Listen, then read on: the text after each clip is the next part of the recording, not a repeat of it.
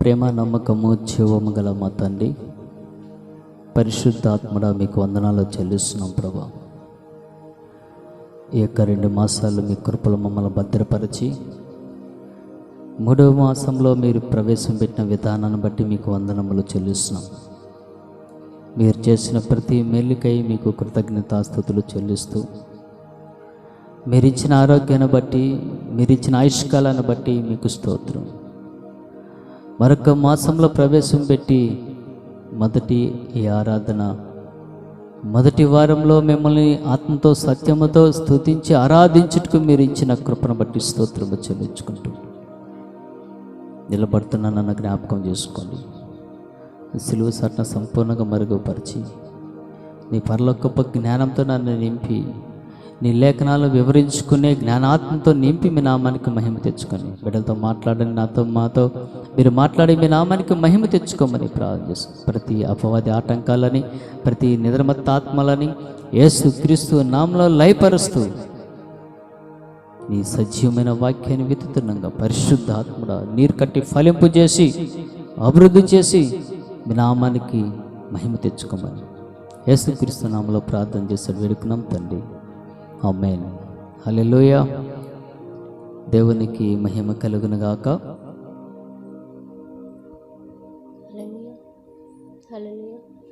దేవునికి స్తోత్రం.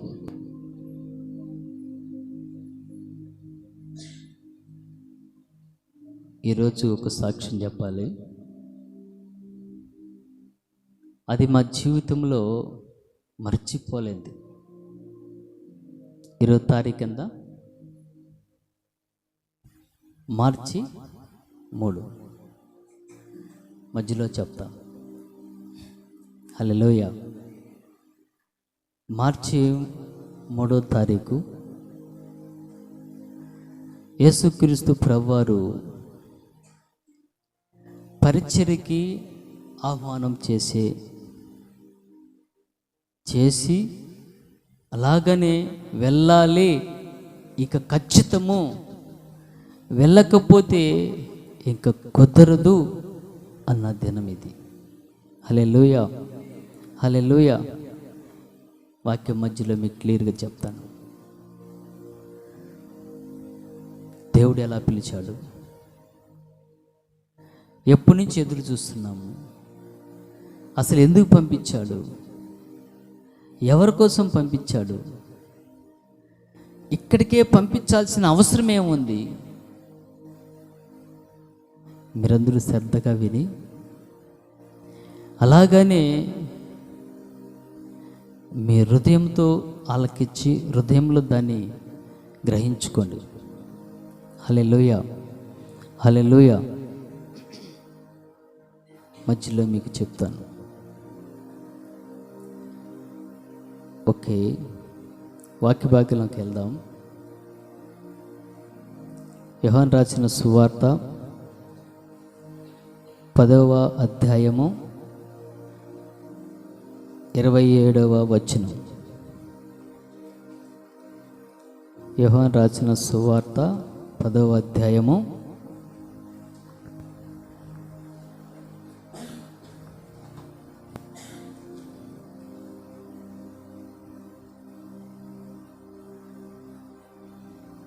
27వ వచనం. నా గొర్రెలు నా స్వరము వినును, నేను వాటిని ఎరుగుదును, అవి నన్ను వెంబడించును. నేను వాటికి నిత్య జీవమునిచ్చుచున్నాను గనుక అవి ఎన్నటికి నశింపవు. ఎవడునూ వాటిని నా చేతిలో నుండి అపహరింపడు. వాటిని నాకిచ్చిన నా తండ్రి అందరికంటే గొప్పవాడు గనుక నా తండ్రి చేతిలో నుండి ఎవడునూ వాటిని అపహరింపలేడు. ఆమేన్. యేసుక్రీస్తు ప్రభువారు సువార్త పరిచర్యలో ఈ విషయాలు చెప్తూ వచ్చాడు. ఇక్కడ యూదులతో కొన్ని విషయాలు మాట్లాడుతూ, పరిసయ్యులు, యూదులు వీరితో కొన్ని విషయాలు సత్యమైనటివి మాట్లాడుతూ వస్తున్నాడు యేసు ప్రభు. నేను దేవుని కుమారుడిని, దేవుని యొద్ద నుంచి పంపబడిన వ్యక్తిని అని అనేక విషయాలు చెప్తూ వచ్చినప్పుడు వాళ్ళల్లో కొంతమంది వినరు, వాక్యాన్ని వినరు, సత్యాన్ని వినరు, సత్యాన్ని గ్రహించుకోరు.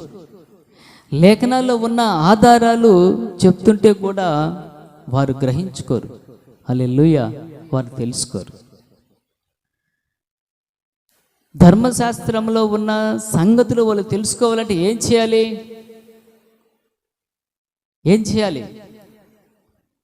ధర్మశాస్త్రాన్ని చదవాలి. ధర్మశాస్త్రాన్ని చదివితే వాళ్ళకి తెలుస్తుంది. కానీ వాళ్ళు చదవరు, వాళ్ళకి తెలియదు. లేదు, తెలియని దాన్ని యేసుక్రీస్తు ప్రభువారు చెప్తుంటే దాన్ని తెలుసుకోరు. వాళ్ళది ఒకటే, మోషే మా ప్రవక్త, ఆయన ఇచ్చిన ధర్మశాస్త్రం, యెహోవా మా దేవుడు, అంతే. ఇదే తెలుసు, అంతే. అదే ధర్మశాస్త్ర గ్రంథంలో వ్రాయబడిన సంగతుల గురించి వాళ్ళు తెలుసుకోవటం లేదు, గ్రహించుకోవటం లేదు. హల్లెలూయా.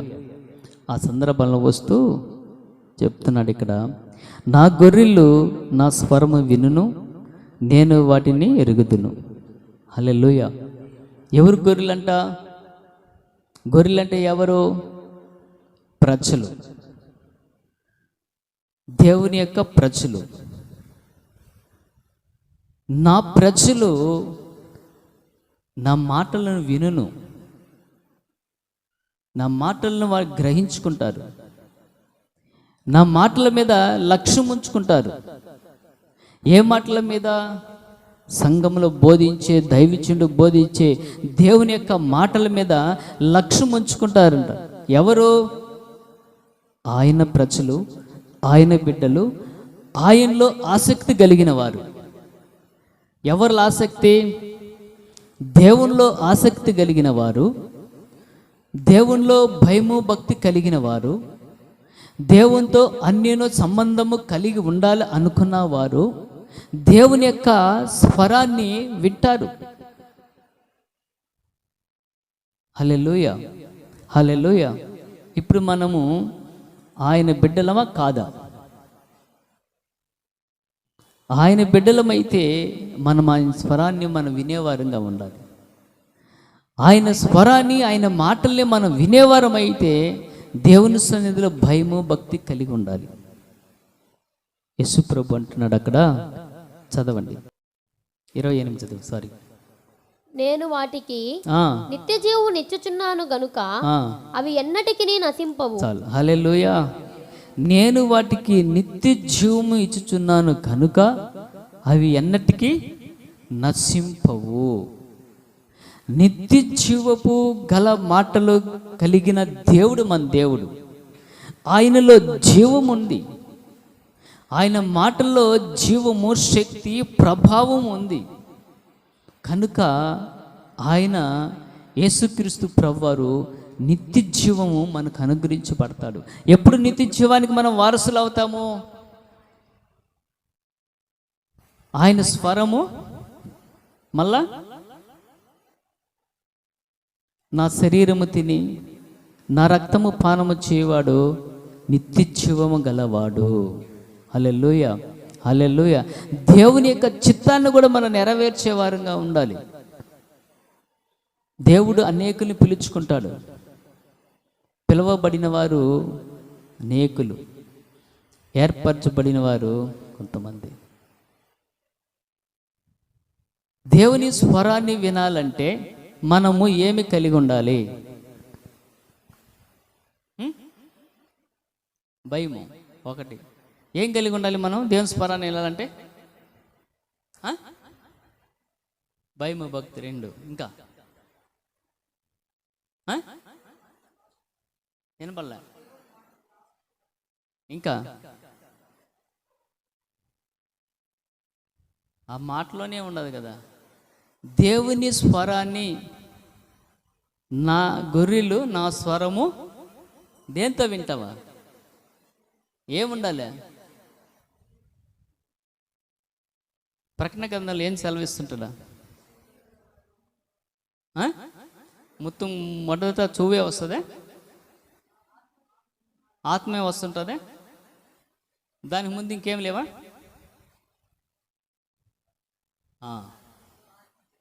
సంఘములో ఆత్మ చెబుతున్న మాటలు చెవు గలవాడు వినుగాక. ఇప్పుడు వినాలంటే మనం ఎలా ఉండాలి? మెలకువ కలిగి ఉండాలి. ఎలా ఉండాలి? ఆసక్తి కలిగి వచ్చే మాటని ఎలా వింటాం? మెలకువ కలిగి మనం ఉండాలి. మెలకువ కలిగి ఉంటేనే ఆ మాటను వింటాం. చూడండి, లోకరీతిగా మీకు ఓ మాట చెప్తాను, వినండి. ఇప్పుడు నెట్వర్క్ చాలా బిజీ అయిపోయింది, చాలా స్పీడ్ కూడా వెళ్ళిపోయింది. ఇప్పుడు చేతిలో మన సెల్లు పెట్టుకుంటాం అనుకోండి, దాన్ని శ్రద్ధగా మనం వింటామా, నిద్రపోతా వింటామా? అది ఏదైనా కానీ, ఒక ఫోన్ కానీ, లేదా ఒక బొమ్మ కానీ, లేదా ఇంకేదైనా మాట్లాడేది కానీ, ఏదైనా కానీ శ్రద్ధగా వింటామా, విని వినకుండా దాన్ని చూసుకుంటుంటామా? చివరికి ఆసక్తి కలిగినట్టు ఏదన్నా ఉంటే మనకి చెమటలు పట్టేది కూడా తెలియదు, ఆకలి కూడా అనిపించదు. ఇంట్లో ఏదైనా పని ఉన్నదని పిలిస్తే కూడా వినపడదు, ఎక్కువ పిలిస్తే కూడా విసుకొచ్చేస్తుంది. అంతేనా? వేరే లోకానికి సంబంధించింది. లేదు, టీవీ ముందు కూర్చున్నారనుకోండి, ఒక నాటికి వస్తా ఉండేది అనుకో, ఆ నాటికలో సీరియస్గా ఒకటి వచ్చి ఇంకా బలమైంది చెప్పి టపక్క నాపేసి నెక్స్ట్ వచ్చే వారం అన్నారనుకో, ఏమైపోతుంది? ఏమొస్తుంది వచ్చే వారం దాకా తపన పడుతూ ఉండి కరెక్ట్గా అదే టయానికి ఖచ్చితంగా మనం ఆన్ చేస్తాం లోకరీతిలో. అవునా? అర్థమవుతుందా? ఓకే, మనం భోజనం చేసే వాటిలో కానీ, మన పని చేసుకునే వాటిలో కానీ, మన జీవన ఉపాధి నిమిత్తం ఉండే పనుల్లో కానీ, ఏ విషయంలో ఉన్నా కూడా కానీ ఆసక్తి కలిగి, మెలకువ కలిగి, శ్రద్ధగా కలిగి మనం చేస్తుంటాం. అవునా కాదా? ఇంకా ఫంక్షన్కి అయితే ఇంకా అస్సలు చెప్పాలి. అది ఇంకా ఆనందము తాండే మారుతుంటుంది.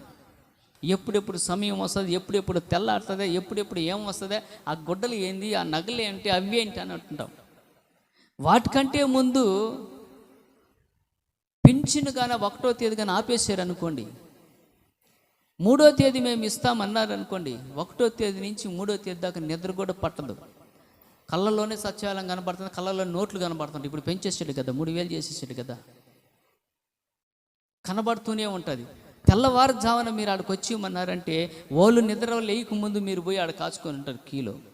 దాంట్లో మెలకువ కలిగి మనం ఉంటే ఆత్మ సంబంధమైనటివి దేవుని యొక్క స్వరాన్ని విని మన జీవితాన్ని, మన కుటుంబాన్ని, మన భవిష్యత్తుని కట్టుకొని పునాది వేసుకోవాల్సిన మాటల మీద అంత ఆసక్తి మనం చూపించటం లేదు. ఎలా మనకి మందిరాల్లో నిద్ర వస్తుంది? ఎలా ఇప్పటికి 5-6 సార్లు ఆవులింపులు నిద్రలు ఎలా వస్తుంది? ఆ టెన్షన్ పడేటప్పుడు నేను ఆవులింపులు చూడలే. మీరు సెల్లులు చూసేటప్పుడు ఏమాత్రం ఒక్కరు కూడా ఆవులింపులు నిద్ర రాదు. మరి జీవము కలిగిన దేవుని యొక్క మాటలు వినేటప్పుడు మాత్రము, దేవుని మందిరంలో అడుగుపెట్టినప్పుడు మాత్రము ఎందుకు నిద్ర మత్తు వస్తుంది? ఎందుకు ఆవులింపులు వస్తాయి? శరీరం కష్టపడుతుంది, నేను కాదని చెప్పడం, అందరికీ కష్టపడుతుంది. కష్టపడి మనమేమో తెల్లారుజామున లేదా 3 గంటలకి 4 గంటలకి లేచేసి దేవుని మందిరానికి రావటం లేదు, సాపిగానే మామూలుగానే లేస్తున్నాం. అయినా కానీ దేవుని యందు భయము భక్తి కలిగి అనేది ఉంటే, నేను విశ్వాసులుగా ఉన్నప్పుడు చర్చిలోనే పండుకునేది. 3 గంటలు లేచి ప్రార్థన చేసుకునేసి అయిపోయిన తర్వాత తిరిగి తెల్లవారితో 5 గంటలు లేచేస్తాం. తెల్లారితో 5 గంటలకు లేచి ప్రార్థన చేసుకొని మందిరం చెమ్ముకొని మందిరానికి వచ్చే వాళ్ళకి భోజనాలు రెడీ చేసి మళ్ళీ మేము రెడీ అయ్యి అన్నీ రెడీ అయ్యి ముందుగానే దేవుని సన్నిధిలోకి వచ్చి మోకరించేస్తే కంటి మీద రెప్ప కూడా పడదు. అట్టనే ప్రతి దినము కూడా పని చేసుకుంటుంటాం, దేవుని మందిరం కన్నా ఉంటాం, పరిచర్య చేస్తూనే ఉంటాం. మరి మా బాడీ కూడా అలసిపోతుంది కదా. మరి ఏ పొద్దు ఒక కన్ను రెప్పేసినట్టు కానీ నిద్రపోయినట్టు కానీ మా జీవితాల్లో లేవే. కారణం ఏంటి? యవనస్తులుగా ఉన్నప్పుడు దేవుని కొరకు రోషంగా బ్రతకాలి. దేవుని సన్నిధికి వస్తున్నాం, దేవుని ఆరాధించేదానికి వస్తున్నాం. దేవుని భయము భక్తి కలిగి ఉండాలి మనకి. నువ్వు నిత్యముగా దేవుణ్ణి ఎరిగిన బిడ్డవైతే, దేవునిలో ఏర్పాటు, నేను దేవునిలో ఏర్పాటు కలిగి నేను ఉండాలని నీకే పరీక్షించుకునే బిడ్డవైతే దేవుని మందిరంలో భయము భక్తి కలిగి ఉండాలి. హల్లెలూయా. నిద్రమత్తు అనేది ఉండకూడదు. దేవుని స్వరాన్ని మనం వినాలి. నువ్వు నిద్రపోయి ఆవరించుకుంటున్నావనుకో, దేవుడు అక్కడి నుంచి దాటి వెళ్ళిపోతాడు, అక్కడి నుంచి వెళ్ళిపోతాడు. ఉట్టి వాళ్ళంగా మనం ఉండకూడదు. దేవుని యొక్క అభిషేకం, దేవుని యొక్క ఆత్మ, దేవుని యొక్క మాటలు, జీవము కలిగిన మాటల్ని మనం నింపుకోవాలి. హృదయము నిండా దాన్ని నింపుకొని వెళితే అది మనకు ఆశీర్వాదం. దేనికి ఆ మాటలు? నిత్య జీవానికి వారసుడిగా చేసేదానికి, నిత్య జీవానికి మనల్ని తీసుకెళ్లేదానికి, నిత్య జీవంలో ఆయనతో పాటు ఆయనలో మనల్ని కూర్చోబెట్టుకునేదానికి. హల్లెలూయా. బైబిల్ చదివారా ఈరోజు? నిన్నన్నా చదివారా? లేదు మొన్నన్నా చదివారా? చూడండి, దేవునితో అన్నిను అనుబంధం లేకపోతే, దేవునితో సావాసం లేకపోతే, దేవుని యొక్క దీపము, దేవుని యొక్క ఆత్మ మనలో ఉండేది కష్టం. చూడండి, ఒక దీపం నూనె పోసి దాన్ని వెలిగించిన తర్వాత దాన్ని అట్నే ఉంచేస్తారా? మళ్ళా పోస్తుంటారా? ఎందుకు? ఆరిపోకుండా ఉండేదాన్ని.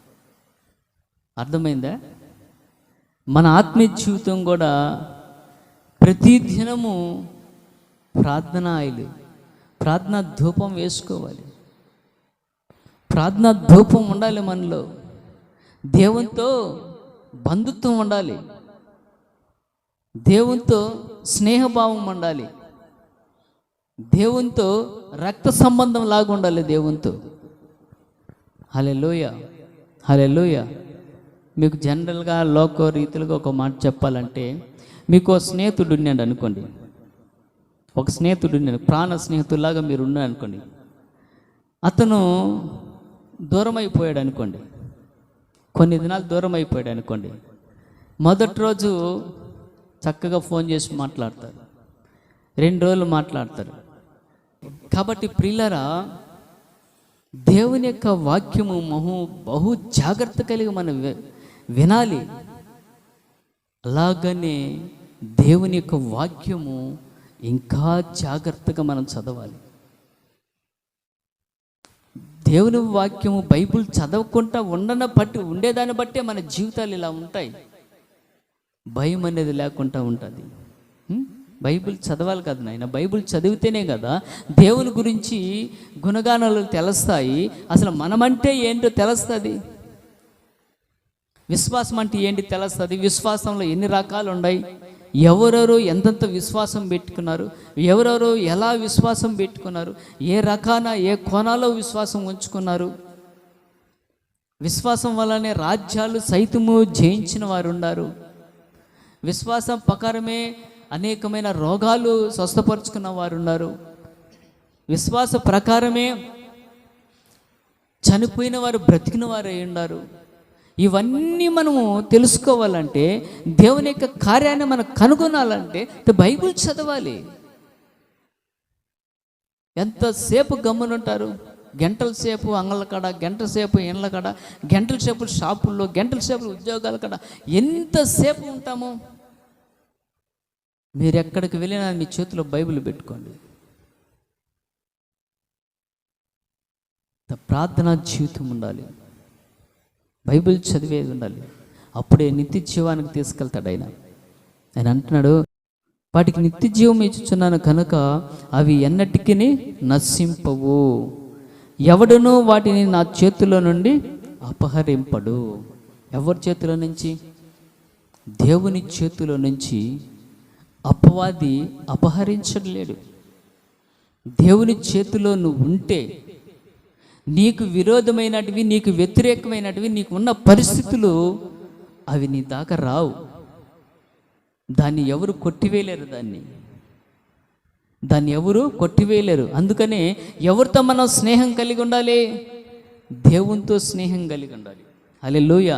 దేవునితో మనం అన్యును అనుబంధం కలిగి ఉంటే ఆయన చేతిలో మనల్ని భద్రపరుస్తాడు. యెరూషలేము ఇక ఆ పరిస్థితులను చూసి ఆ ప్రజలతో అంటాడు, కోడి తన రెక్కల నీడలో తన బిడ్డల్ని భద్రపరిచినట్టు పలుమార్లు నేను మిమ్మల్ని హెచ్చరించాను. కోడి ఎలా తన బిడ్డల్ని భద్రపరుస్తుందో మనందరికీ తెలుసు కదా. టీవీ యూట్యూబ్లో ఒక కొంగ లాంటి ఒక పక్షి ఉంది. కొంగ హైట్ కాళ్ళు ఉంటాయి దాన్ని వచ్చేలాగా నేను చూసి దానికి కింద మళ్ళీ చాలా కాళ్ళు ఏర్లుగా ఉన్నాయి.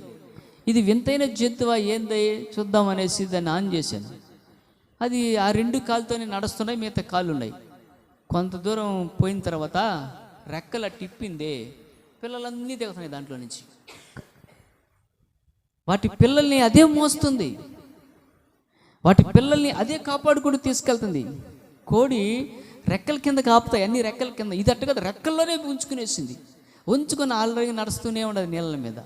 ఆ నీళ్ళు కాడికి వచ్చిన తర్వాత రెక్కలు అట్టయితే పిల్లలు గలగలగలగల దిగుతూ ఉన్నాయి. తన బిడ్డల్ని ఎంత భద్రంగా కాపాడుతుందో చూడండి. అలాగనే యేసుక్రీస్తు ప్రభువారి యొక్క సంతానం మనం, ఆయన బిడ్డలము. ఆయన ఆరోగ్యమైన రెక్కల కింద మనం వాళ్ళని భద్రపరిచే దేవుడు. ఆయన చేతిలో నుండి ఎవడు కూడా అపహరించలేడు, తొలగించలేడు. తొలగించుకుంటూ ఉండాలంటే మన జీవితం ఎవరితో స్నేహం ఉండాలా? దేవునితో స్నేహం కలిగి ఉండాలి. హల్లెలూయా, హల్లెలూయా. అంటున్నాడు, నా తండ్రి అన్నిటికంటే గొప్పవాడు. హల్లెలూయా, హల్లెలూయా. అందరికంటేను, అన్నిటికంటేను, అన్ని విషయాల కంటే నా తండ్రి చాలా గొప్పవాడు. ఆయన కాడి నుంచి ఎవడు కూడా అపహరించలేడు. హల్లెలూయా, హల్లెలూయా, హల్లెలూయా.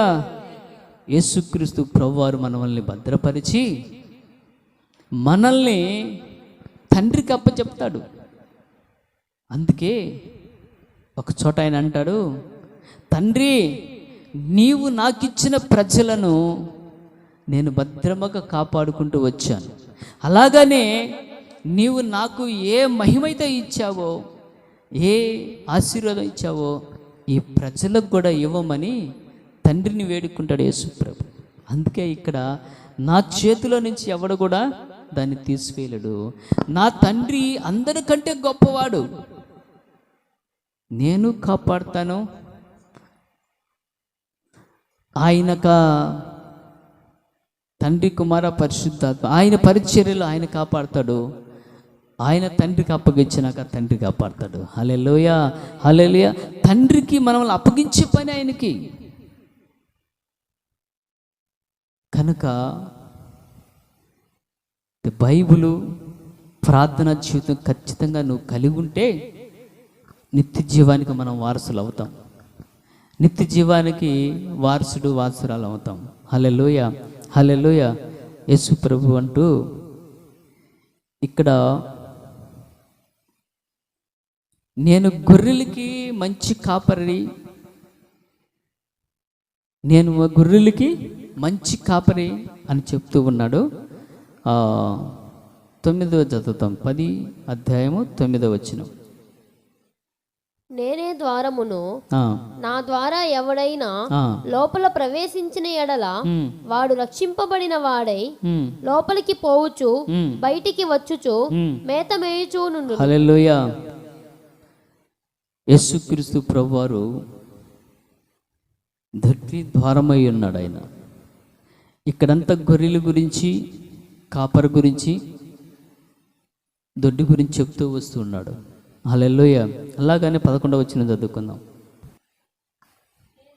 మంచి కాపరిని, ఆ, మంచి కాపరి గొర్రెల కొరకు తన ప్రాణము పెట్టును. ఆ, జీతగాడు గొర్రెల కాపరి కాడు గనుక ఆ, గొర్రెలు తనవి కానందున ఆ, తోడేలు వచ్చుట చూచి ఉమ్, గొర్రెలను విడిచిపెట్టి పారిపోవును. ఉమ్, తోడేలు ఆ గొర్రెలను పట్టి చెదరగొట్టును. ఆ, జీతగాడు జీతగాడే గనుక ఆ, గొర్రెలను గూర్చి లక్ష్యము చేయక పారిపోవును. ఆ.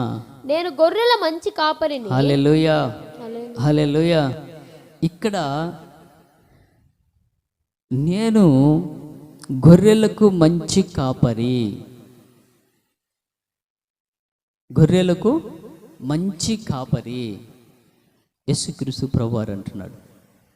ఇంకొక మాట ఏమంటున్నాడంటే జీతగాడు. ఇక్కడ ఎవరుంటా? జీతగాడు. మంచి కాపరి గొర్రెల కొరకు తన ప్రాణము పెట్టిను. జీతగాడు గొర్రెల కాపరి కాడు. అందుకే చివరిలో ఇక్కడ జీతగాడు జీతగాడే. జీతగాళ్ళ గురించి మీకు కొన్ని క్లుప్తంగా కొంచెం విషయాలు చెప్తాను. జీతగాళ్ళు ఎవరంట? హల్లెలూయా. సొంతోళ్ళు ఎవరు? జీతగాళ్ళు ఎవరు?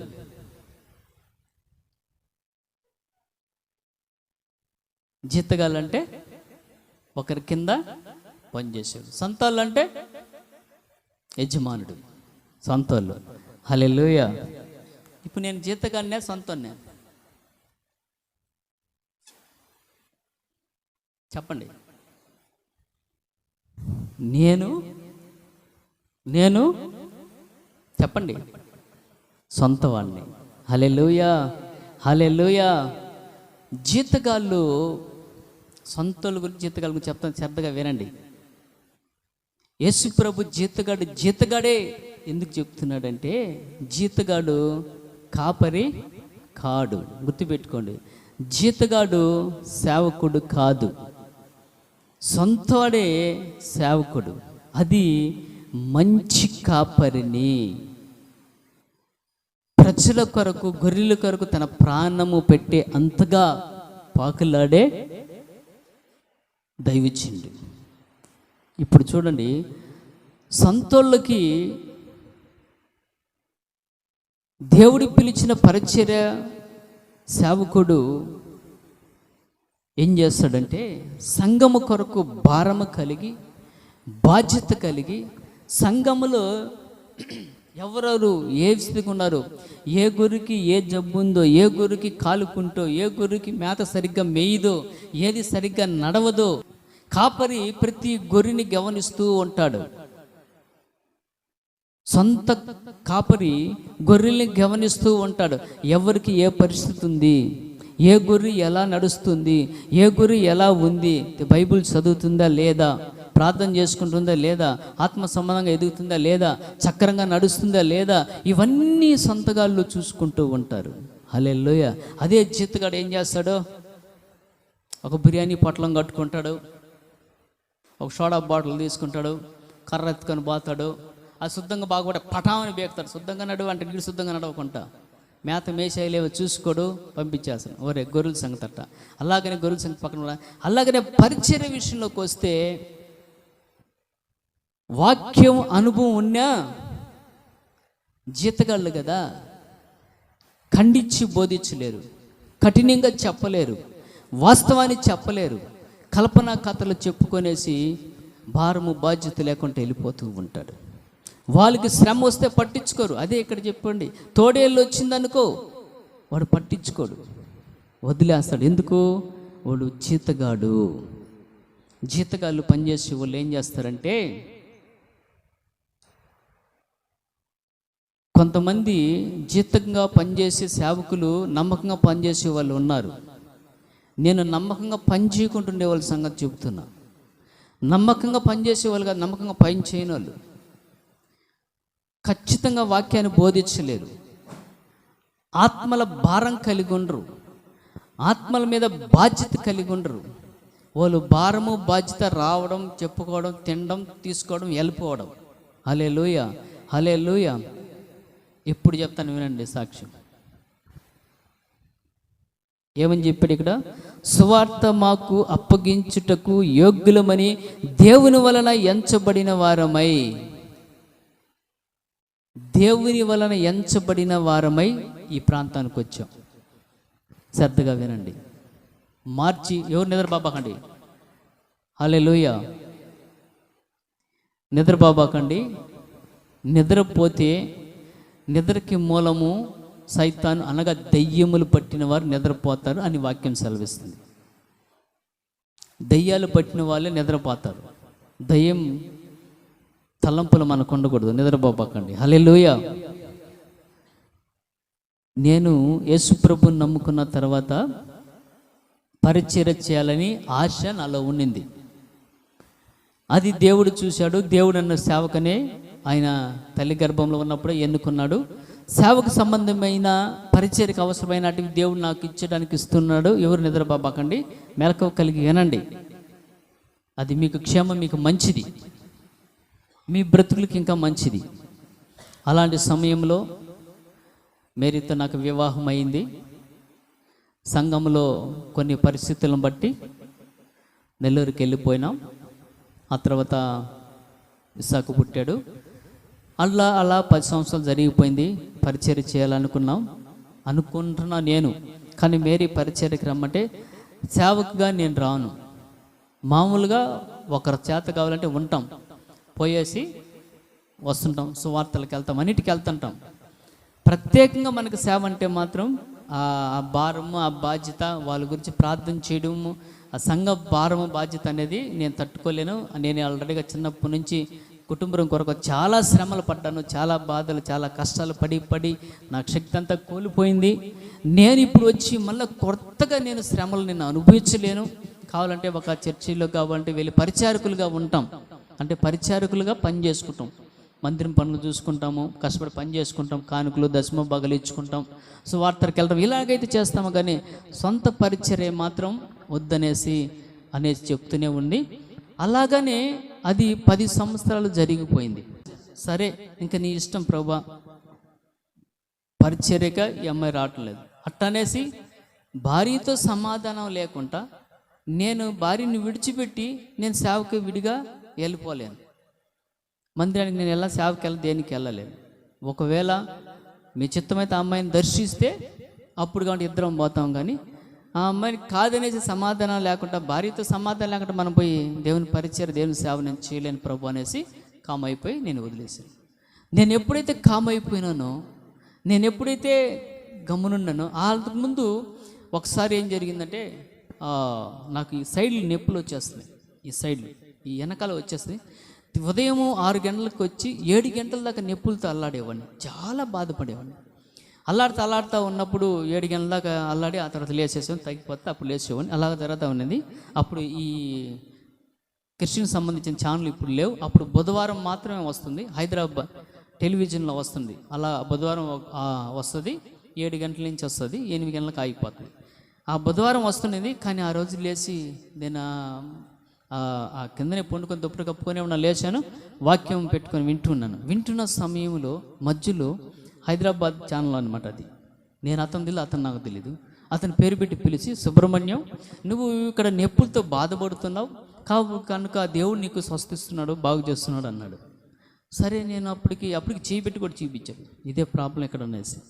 అలాగ నేను సుబ్రహ్మణ్యం అంటే చాలామంది ఉంటారు కదా అనేసి అనుకొని, సరే దేవునికి స్తోత్రం చూస్తాం లేరు అనేసి చూశాను.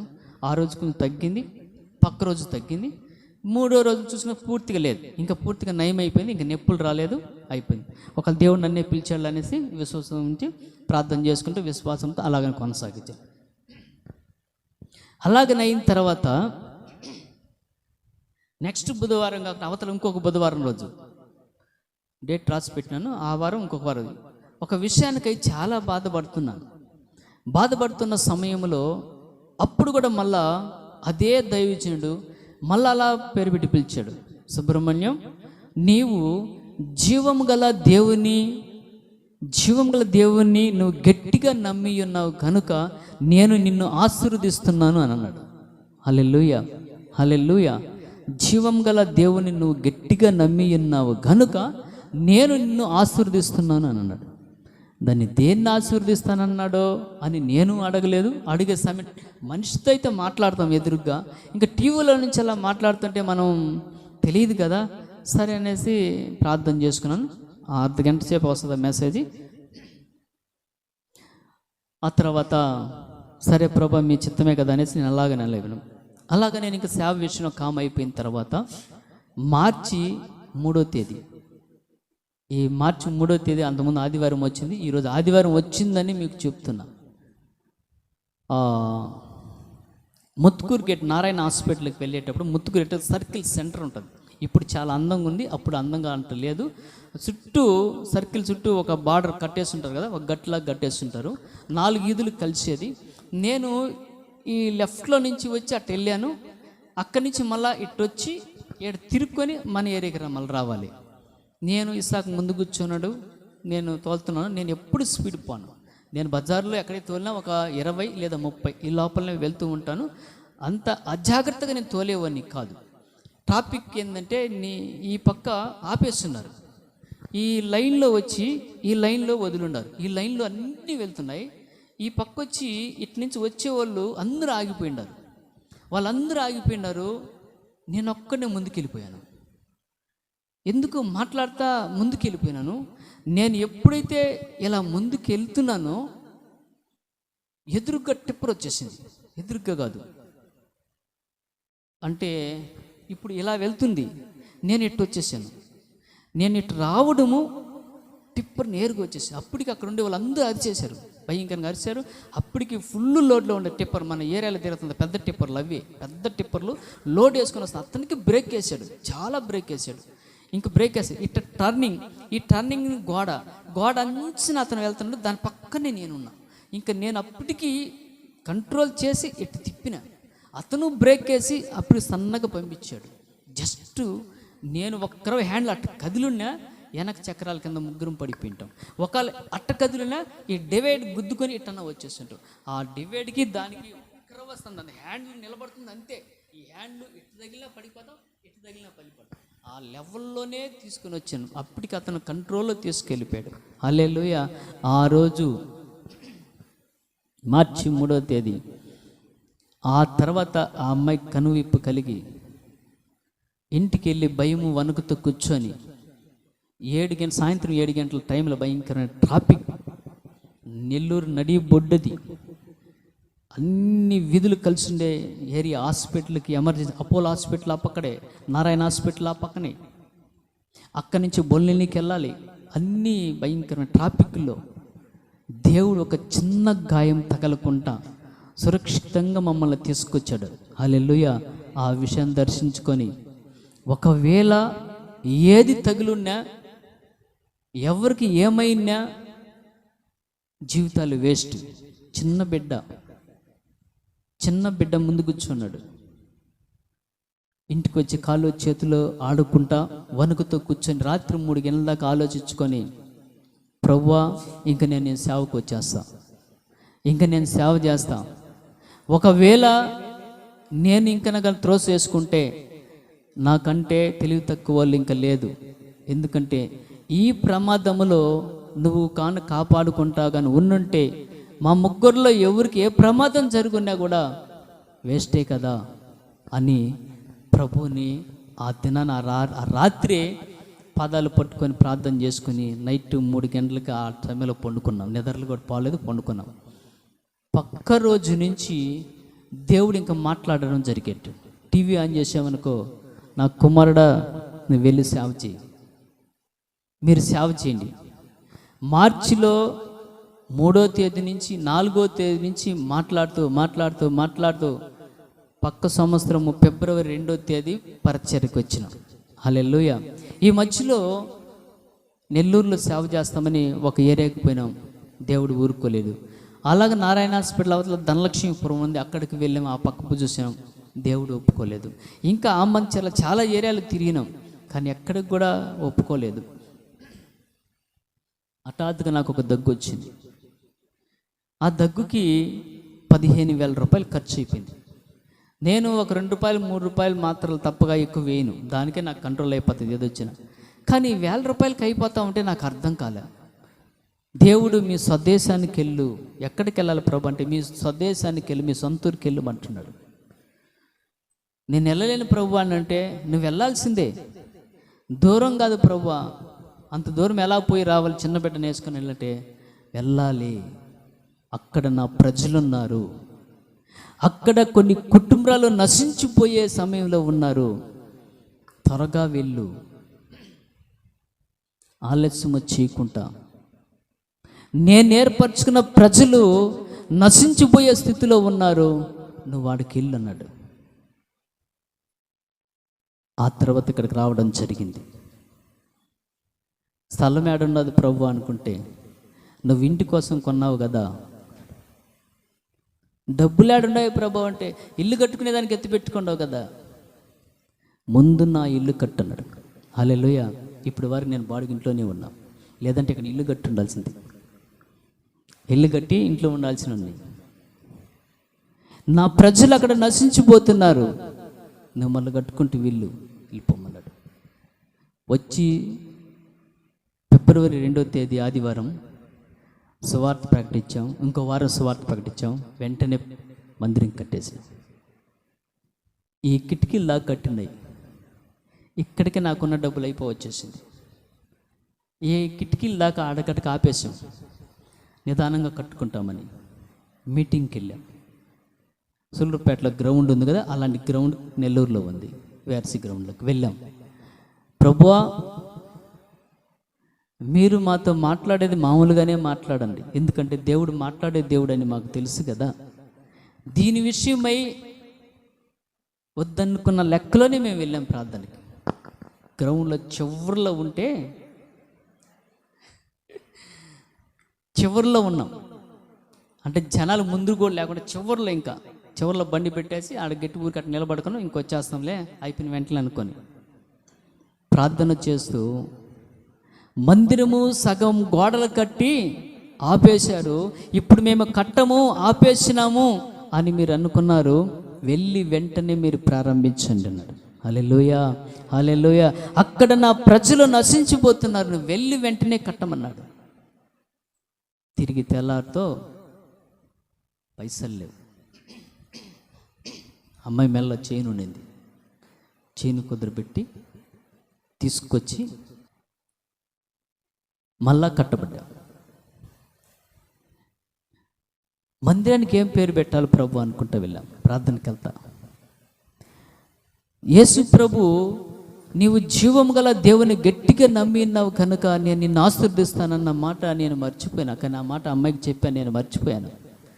ప్రార్థనకి వెళ్తా, మరి మందిరానికి ఏం పేరు పెడతాము అనేసి, ఏం పేరు పెట్టాలి అమ్మాయితో చెప్పుని పోతానంటే నేనేం మర్చిపోయినా, ఆ అమ్మాయి గుర్తు చేసింది, జీవం గల దేవుని మందిరము అనేసి. హల్లెలూయా. అప్పుడు దేవుడు నీతో మాట్లాడాడు కదా, అప్పుడు చెప్పాడు కదా, ఆ పేరే పెడతామని. అందుకే జీవం గల దేవుని మందిరం అని పెట్టింది. మరి ఇప్పుడు ఎందుకు పాస్టర్ సుబ్రహ్మణ్యం పెట్టారు అనుకుంటున్నారా? అది కూడా దేవుడు నాకు బాప్తిసం ఇచ్చేటప్పుడు మార్చారే కానీ నా ప్రభువుకి తెలుసు కదా నా పేరేదనేసి. ఆయనే కదా పేరు పెట్టి పిలిచాడు కనుక ఆ పేరే పెట్టా. హల్లెలూయా.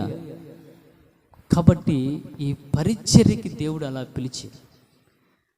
దేవుడు మా మీద ఉన్న ప్రేమ ఏంటంటే, ఒకటి దేవుడు మాతో ఉన్నాడు, రెండేదండి దేవుడు మాట్లాడే దేవుడు. కనుక ఏ పని మేము చేసినా, ఏ వస్తువు మేము కొన్నా, ఏది కానీ దేవుని చిత్తానికి అప్పచెప్పి మాత్రమే మేము కొంటాం. చెప్పులు కొన్నా, డ్రెస్సులు కొన్నా, ఫోన్ కొన్నా, ఏది కొన్నా ఒక లెక్క చెప్పి ఆహారానికి సంబంధించింది కొన్నా కూడా. అయితే అన్ని విషయాల్లో దేవుడు మమ్మల్ని అలా చేసుకుంటూ వచ్చారు. అందుని బట్టి దేవునికి మహిమ కలుగును గాక. పరిచర్య మీ కుటుంబాలు బాగుండేదానికి, మీరు క్షేమంగా ఉండేదానికి, మీరు నశించిపోకుండా నిత్య జీవములకు ప్రవేశించేదానికి దేవుడు ఇక్కడికి మమ్మల్ని పంపించాడు. హల్లెలూయా, హల్లెలూయా, హల్లెలూయా. ఈ మార్చి ఈ 3వ దినమంతా ప్రతి సంవత్సరం గుర్తొస్తూనే ఉంటుంది. ఎందుకంటే దేవుడు ప్రాణం మాకిచ్చిన దినం. హల్లెలూయా. అలాగనే ఈ పరిచర్లో ఎన్నో ప్రాణాపాయాలు, ఎన్నో శ్రమల్లో, ఏ శ్రమల్లో కూడా, ఏ దాంట్లో కూడా చేయి విడుగుకుంటా ఆయన చేతిలో నుంచి అపవాది ఎన్ని తంత్రాలు వేసాడు. ఎన్నోసార్లు ప్రాణాపాయంలో ఉన్నప్పుడు దేవుడు వాక్యం సెలవిచ్చినట్టు, నా చేతిలో నుంచి ఎవడు కూడా మిమ్మల్ని అపహరించలేడు, నా తండ్రి అందరికంటే గొప్పవాడు కనుక ఆయన చేతుల నుండి ఎవరు కూడా అపహరించలేడు అని చెప్పిన దేవుడు అపహరించుకుంటా అలాగనే మమ్మల్ని దీవించి ఆశీర్వదిస్తూ ఆత్మ సంబంధంగా అలాగనే ఇస్సాకు కూడా తీసుకొస్తూ ఉన్నాడు. కాబట్టి దేవుడు చెప్పాడు, జీతగాడే. జీతగాళ్ళు ఏం చేస్తారు? దొంగతనం చేస్తుంటారు. ఏం చేస్తుంటారు? దొంగతనం చేస్తుంటారు. ఎవరు చర్చిలకు ఎవరు ఖాళీగా ఉన్నాయి, ఎవరు ఎట్టొస్తుంటారో వాళ్ళని దొంగతనం చేస్తూ ఉంటారు. హల్లెలూయా. దేవుని యొక్క వాక్యం సెలవిస్తుంది. హోషేయ గ్రంథము 10వ అధ్యాయము 12వ వచనం చదవండి. దేవుడు ఏం చెప్పాడు? ఈ జీతగాళ్ళు ఏం పని చేస్తారు? వీళ్ళు భారము బాధ్యత ఉండదు. వాక్యం చదవండి. 12 హోషేయ గ్రంథం 10:12.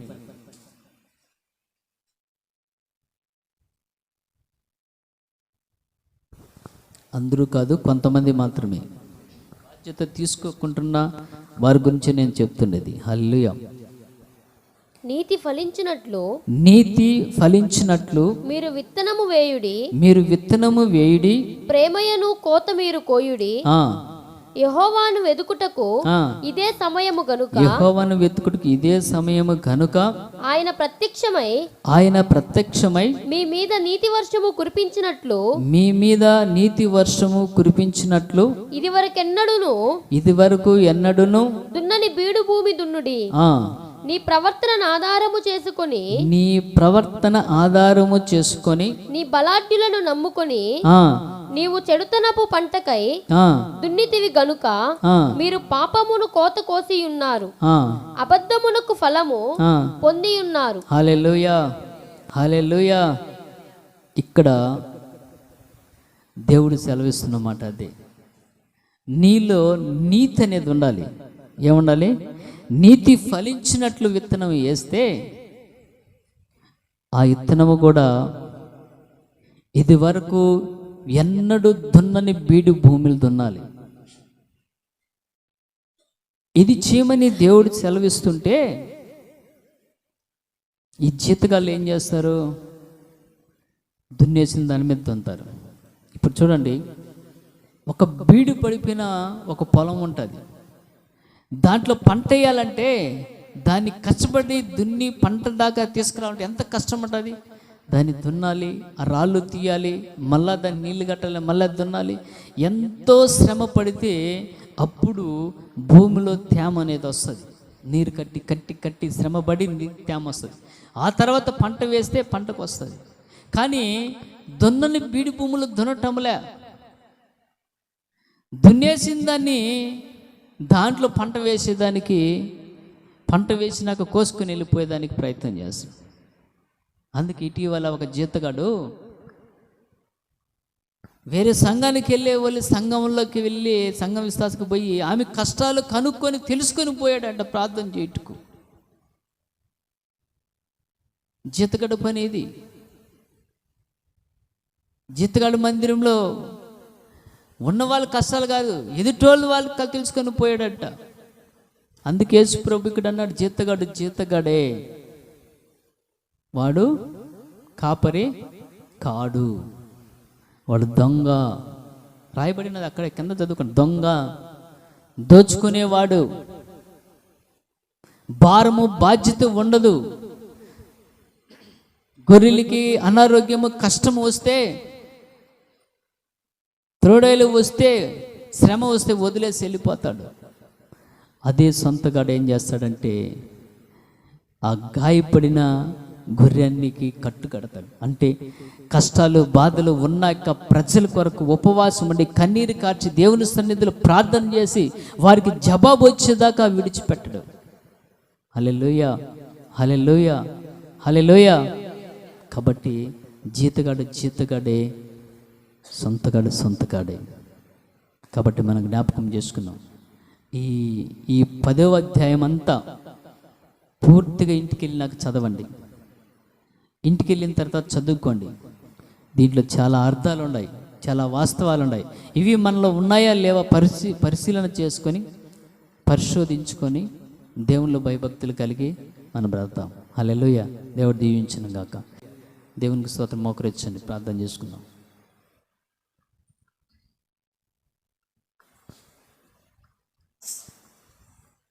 ప్రియులారా, ఒకసారి మన హృదయాల పరిశీలన చేసుకుందాం. హృదయాన్ని పరిశోధించుకుందాం, పరిశీలన చేసుకుందాం. నా గొర్రెలు నా స్వరం వినును. నువ్వు దేవుని బిడ్డవైతే, నువ్వు దేవునిలో బహుబలంగా ఉంటే ఆయన మాట విను, ఆయన స్వరాన్ని విను. అవి నన్ను వెంబడిస్తాయి, నేను ఎరుగుదును. నా చేతిలోంచి ఎవడు వాటిని అపహరించలేడు, తొలగించలేడు, తీసివేయలేడు. ఎందుకో తెలుసా? దేవుడు నాకు ఇచ్చిన ప్రజలు. నా తండ్రి అందరికంటే గొప్పవాడు కనుక నా తండ్రి చేతుల నుంచి ఎవరు కూడా తీసివేయలేరు. నిన్ను నిత్య జీవానికి వారసుడుగాను వారసురాలుగా చేయుటకు యేసుక్రీస్తు ప్రభువారు ఈ భూమి మీద అవతరించాడు. ఆయన పరిశీలన చేసుకుంటాం సంగమా. యేసు ప్రభు అన్నాడు, గొర్రెలకి నేను మంచి కాపరని. మంచి కాపరి తన గొర్రెల కొరకు తన ప్రాణము కూడా పెట్టేదానికి వెనకాడు. ఆయన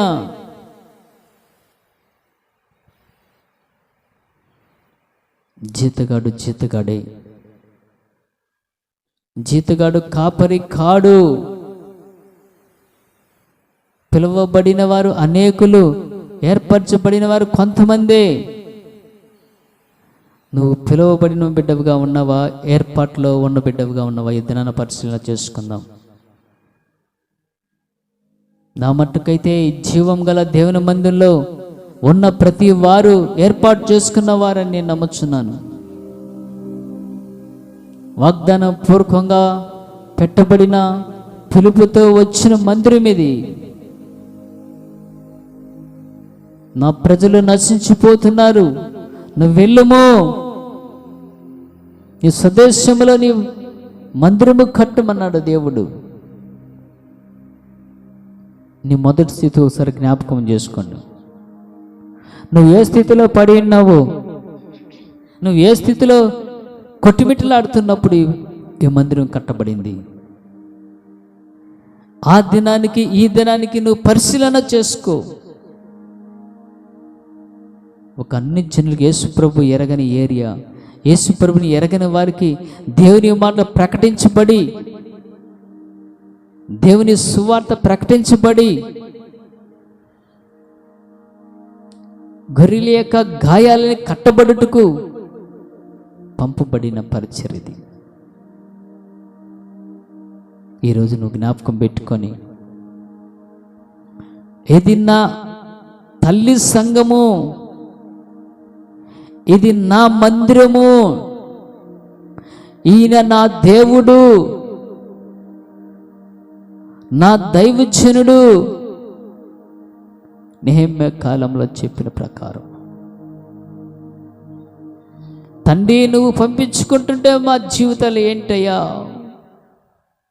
నువ్వు జ్ఞాపకం పెట్టుకోకుంటుంటే మా బ్రతుకులేంటయ్యా? పరిశీలన చేసుకో. ప్రార్థన చేసుకున్నాం. ప్రేమ, నమ్మకము, జీవం గల మా తండ్రి, పరిశుద్ధాత్మడ మీకు వందనాలు చెల్లిస్తున్నాను.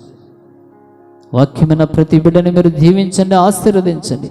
వాక్యానుసారంగా జీవించినట్లు, మీ స్వరాన్ని విని మీ యందు భయభక్తులు కలిగి జీవించినట్లు నీ కృప, నీ అభిషేకం తోడుగా ఉంచండి. నీ నామానికి మహిమ తెచ్చుకోండి. ప్రతి బిడ్డని క్రీస్తునే బండ మీద పునాది వేయండి ప్రభువా. రోషము కలిగి జీవించినట్లు కృపను గురించమని మీ చిత్తానికి అప్పచెప్పుకుంటూ యేసుక్రీస్తు నామములో ప్రార్థన చేశాడు, వేడుకున్నాము తండ్రి. ఆమేన్. హల్లెలూయా.